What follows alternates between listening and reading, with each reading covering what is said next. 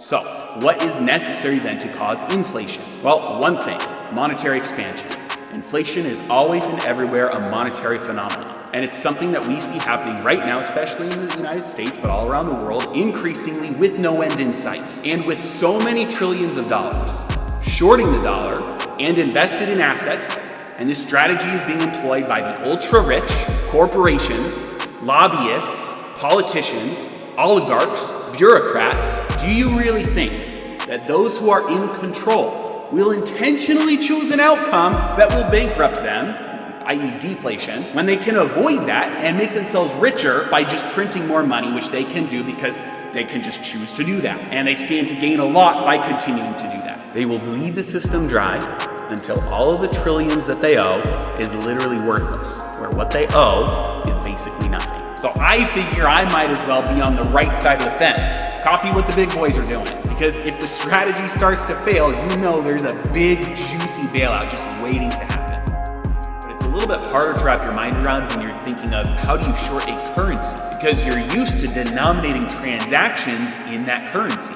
So how do you sell a currency? Well, the first thing we have to realize is that really, inherently, there's no thing as a pure long or a pure short. Because every transaction, you're simultaneously selling one thing and buying another. Now, usually, your currency, dollars, they're 50% of every transaction that you make. When you go to work, you're selling your labor for dollars. Said another way, you're using labor to buy dollars. When you go to In-N-Out, you are selling dollars to buy a burger. When you buy stocks, you're buying stocks and selling dollars. That's opposite parts of the exact same transaction. You're always simultaneously buying one thing and selling another. Now we're close, but this doesn't quite fit the definition of shorting. Just because you're selling something doesn't mean that you're shorting something. If you want to short something, it requires one extra step.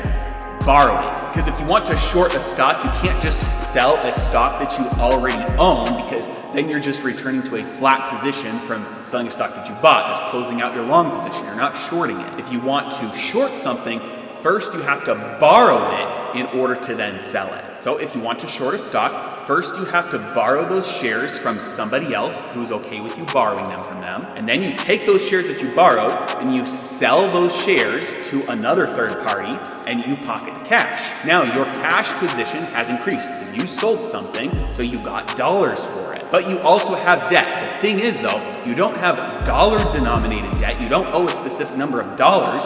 You owe a specific number of shares. You have debt in shares. Regardless of what the price of the stock does, you owe a certain number of shares back to whoever you borrowed them from. And then ideally, the stock drops in price. You then go buy those shares from somebody else off the open market. Now you have the same number of shares to return to whoever you bought from them and pocket the difference. Borrow, exchange, reverse that exchange, pay back what's owed. So let's apply that to a currency.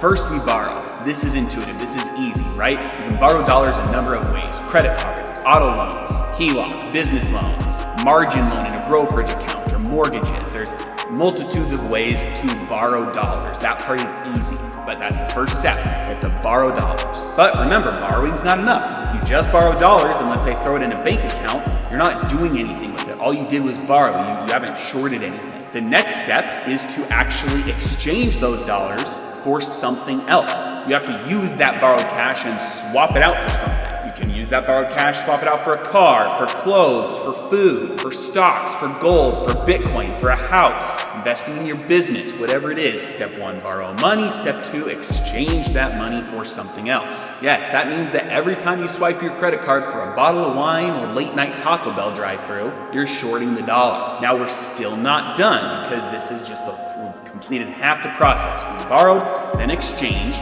The next step is to reverse the exchange. What you have to do now is sell the thing that you exchanged for dollars. You have to reverse that exchange and buy dollars back with it. Once you have those dollars back with it, you can give those back to the lender who you borrowed the dollars from in the first place. Now, obviously, there's a few things necessary to make this process of shorting the dollar profitable for you. Number 1, the value of the dollar must go down in between exchanging and reversing the exchange. but it must go down relative to the thing you exchanged it for. It doesn't matter if the dollar goes down versus the yen if you borrow dollars to buy McDonald's. It's irrelevant. The dollar must go down relative to the thing that you bought with those borrowed dollars. Now, said another way, it's the exact same thing, just the opposite side of the equation. The thing that you bought with those borrowed dollars must go up in dollar price. It's the exact same thing. So if you're trying to make money, it would be pretty stupid to short the dollar to buy something that's consumable, like food, because you don't have anything left to sell afterwards. You have to go find those dollars from a different source in order to pay back that debt, or to short dollars and exchange them for a worse currency that's losing its value faster than the currency that you're shorting. Like, who wants to borrow US dollars to buy the Venezuelan Bolivar right now? Probably not many people. So the first key to profit from shorting the dollar is that the value of the item you are purchasing with the borrowed dollars must increase in value relative to the currency you're shorting. Again, said the other way, the value of whatever you're shorting, in this case the money, must fall in relation to the thing that you're buying with that borrowed money. Inflation outpaced your gains. The dollar lost its purchasing power, lost its value faster than your asset gained in value. So if you just use cash to buy assets in today's crazy environment, you have to buy really good assets because they have to give you gains on top of inflation for you to preserve your purchasing power. And the higher the inflation rate is, the harder that is to do. In this upside down inflationary world, debt is the asset. It means that what you think of as the asset, like the stock or the house, is now really just collateral protecting the asset, which is making the real money for you, which is debt. Because it's not really debt, it's just a mechanism for you to short a failing currency. Now, you're probably thinking that example works well in a hypothetical world, but you're forgetting about one big thing. When inflation goes up, interest rates go up. And absolutely, you are right. The second key to profiting off of shorting the dollar is the interest rate that you're paying. If in the above example, if you borrowed to buy that stock and then at the end of the year you were left with $200, if you had paid 20% interest on that debt annually, you'd be much worse off than you would have been if you would have just bought the stock with cash. And so when you do the math, it only makes sense if the amount of interest you're paying is less than the inflation rate. This means that any interest rate that is variable will screw you. Because if inflation goes up, your interest rate will dynamically adjust to that and also go up. On the flip side, this means that fixed rate debt is basically free money. Even if inflation goes up, the total number of dollars that you are going to owe is locked in. It stays the same, it doesn't change. Imagine in the original scenario where you borrowed the iPhone, if at any time your friend could have said, you owe me 2 iPhones now, or 3 iPhones now.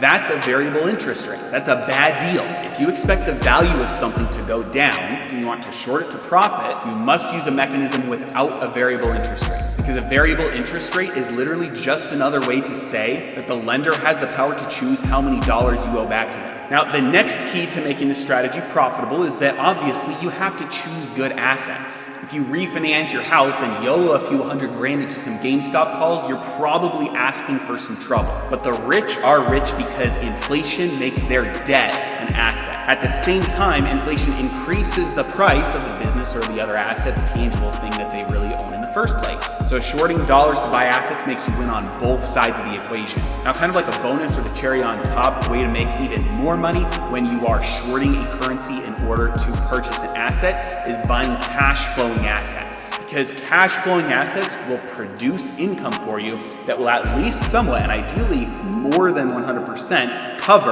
the debt service cost. For instance, if you own a house and it's a rental property and you have a mortgage on that property, a renter is paying you rent that will cover the mortgage and then some. You've shorted the dollar, you've purchased an asset, it cash flows for you in excess of what the debt actually costs. This means that you can use the cash flow to pay off the debt over time and eventually erode the value or erode the number of dollars that you owe, and at the end, your debt can be wiped out and you never actually have to undo the exchange, reverse that exchange. Now you're left with the asset that cash flows and no debt to pay back. You don't have to sell the asset in the end. And now your total cash flow that you keep in your pocket increases even more because you don't have to use some of that for debt service payments. You benefit from inflation killing the value of your debt, you benefit from inflation raising your assets' cash flow, and you benefit from inflation increasing your assets' price.